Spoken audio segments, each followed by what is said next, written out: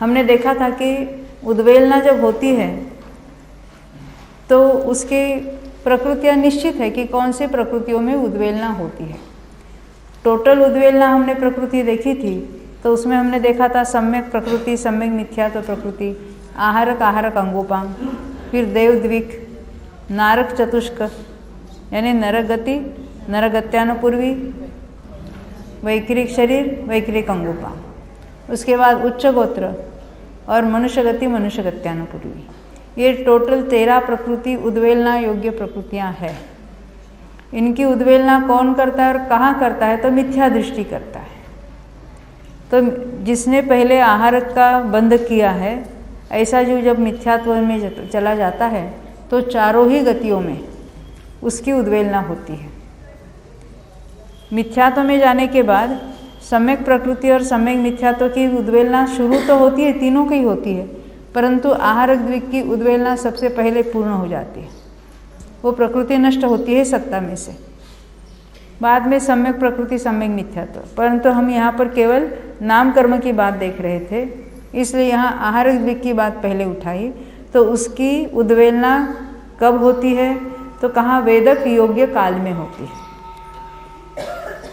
तो ये वेदक योग्य काल क्या है?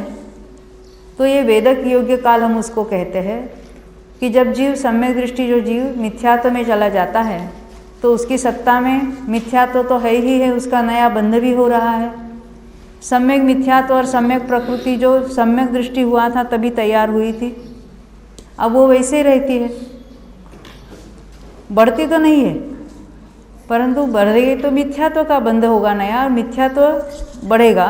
परंतु अब मिथ्यात्व अवस्था में मिथ्यात्व में से सम्यक मिथ्यात्व, सम्यक प्रकृति नहीं बनती।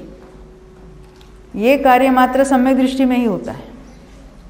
तो अभी जो मिथ्यात्व में आया है तो उल्टा संक्रमण होगा, जिसको हम उद्वेलना कहते हैं।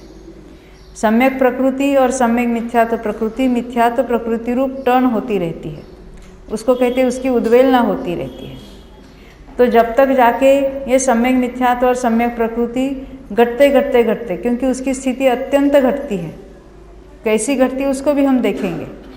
तो जब घटकर वो त्रस जीवों में पृथक्त्व सागर यानी कुछ सागर प्रमाण रहती है और एकेंद्रियों में सागर प्रमाण शेष रहती है, तब तक के काल को वेदक योग्य काल कहेंगे। अभी ये जो एकेंद्रिय में है और अन्य द्विंद्रियादि में, वहाँ तो कोई सम्यक तो प्राप्त नहीं करेगा, परंतु इतने काल में यदि कोई जीव संगी पंचेंद्रिय बन जाता है किसी भी पर्याय का, तो उतने काल तक उसको यदि सम्यक तो होता है, दोबारा मिथ्यात्व में से फिर सम्यक तो प्राप्त करता है, तो उसको वेदक सम्यक्त्व ही प्राप्त होगा। अधिक स्थिति वाले जो सम्यक मिथ्यात्व और सम्यक प्रकृति है उसको उपशमा नहीं सकता। उसकी स्थिति सागर के करीबन हो जाए या बिल्कुल उससे भी बहुत कम हो जाए तो उसको उपशमा सकता है।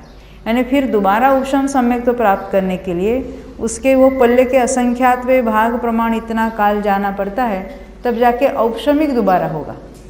सम्यक तो नहीं होगा ये बात नहीं कह रहे, सम्यक तो उसके मिथ्यात्व आने पर एक अंतर्मूर्त में दोबारा सम्यक तो हो सकता है, उसके ना नहीं, परंतु उसके वो औपशमिक सम्यक तो नहीं होगा, वो क्षौपशम सम्यक तो होगा, वेदक सम्यक तो जिसको कहते हैं। ये बात ख्याल में आई? तो जितने असंख्यात वर्षों तक वो वेदक सम्यक तो प्राप्त कर सकता है उसको हम वेदक योग्य काल कहेंगे।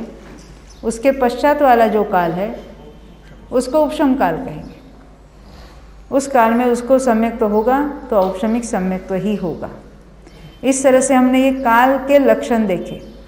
अब यहाँ हम पढ़ते हैं, हम 589 पेज पर आए थे। 613 की गाथा की टीका में हमने ये पढ़ा था कि आहारक द्विक प्रशस्त प्रकृति है, इसलिए चारों गति के मिथ्यादृष्टि जीव पहले आहारक द्विक की उद्वेलना करते हैं। जब उद्वेलना करते हैं ऐसा लिखा है, उद्वेलना का प्रोसेस तो चालू हो जाता है, पूर्णता पहले होती है इसकी।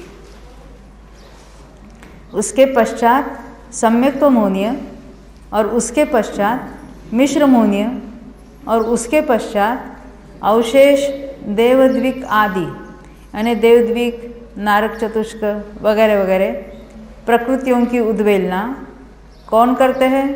एकेंद्रिय, विकलेंद्रिय और पंचेंद्रिय करते हैं।